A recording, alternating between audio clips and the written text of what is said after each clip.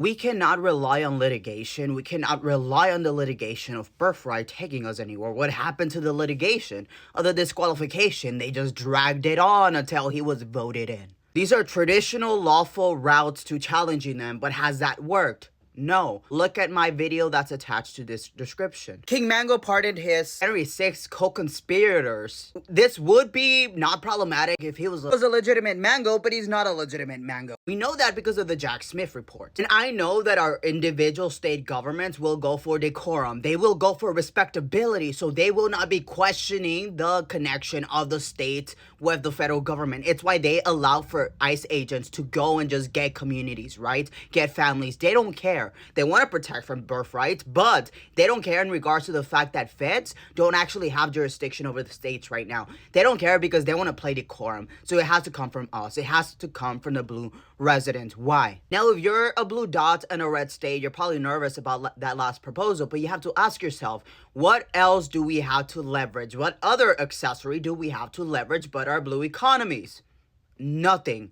So we have to leverage something in order to push. At the bare minimum, the ask should be this. It should be either we as states have to rejoin this union because you subverted it, therefore it is a new contract, or the court or Congress, since the court said that it's Congress, has to restore the Constitution. Unfortunately, there are two ways to do that. The first one is to remove him as illegitimate. The second one is to just remove the fact that he's illegitimate altogether, but that in itself will result in really bad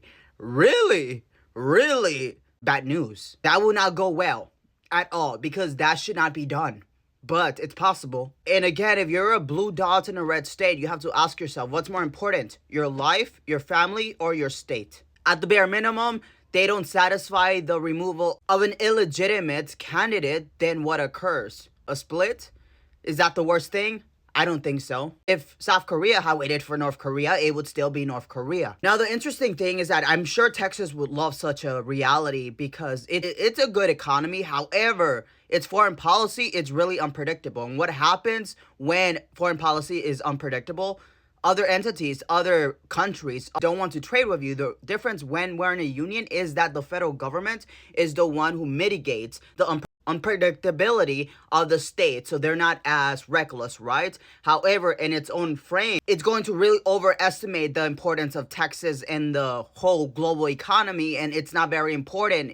There's different choices. Globalization tells us that we're replaceable. So Texas having to sustain all the other red states that will remain is really going to spread it thin. Well, in regards to the blue section, we're going to be capable of getting all the policies that we could ever wish for. Healthcare for all, even rent control social housing, I'll say. Like, if we cannot save the entire Constitution, why don't we just save some of it? And we just bring over the blue dots, right? And I'm not saying blue dots spend all their money to come over. I'm talking about actual refugees. I know it's dystopian that I'm talking about this.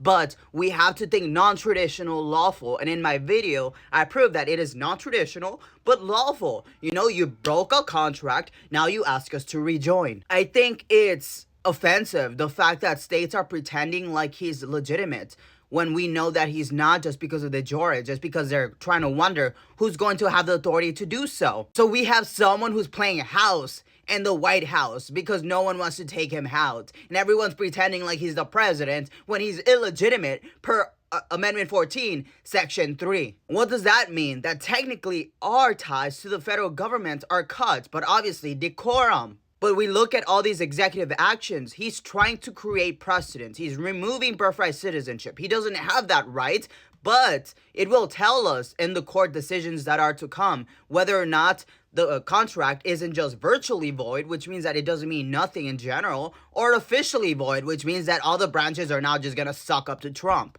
In that reality, what are the states going to do? Keep putting lawsuits against these courts? It's wild that they think traditional channels are going to help. They will not. And I'm going to tell you, they will get us to what happened before.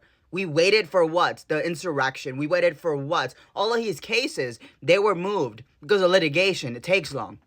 And now what? Now what? It didn't help us at all. We need new methods, new channels of forcing this. And this is a coalition of blue bodies, of blue states who together move to resist King Mango and his administration because we have the blue economies. We have to leverage our blue economies. California, get the up. Governor Gavin Newsom, get your working because you're going to be the head of the state that is most impactful. If California does something, the other states will as well because we have the economy to back it up. We get to protect the blue economies because now it's the 5th largest economy there. And I'm still figuring it all out how we can best do this, putting it all down in paper and all of this, what I said yesterday. However, the traditional channels of challenging aren't going to work, okay? Litigation isn't going to work. Forcing is going to work. Decorum isn't going to work.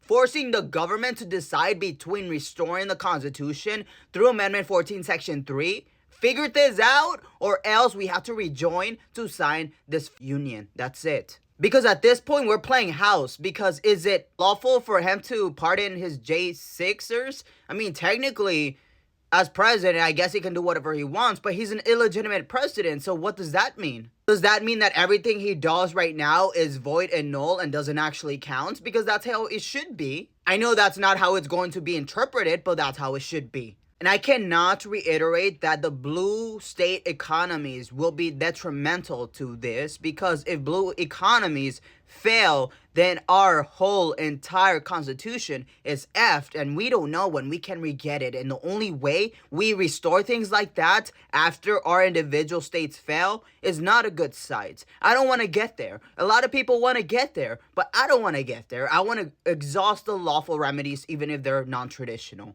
And the one that I proposed is one that is significant. Either restore it or ask us to rejoin.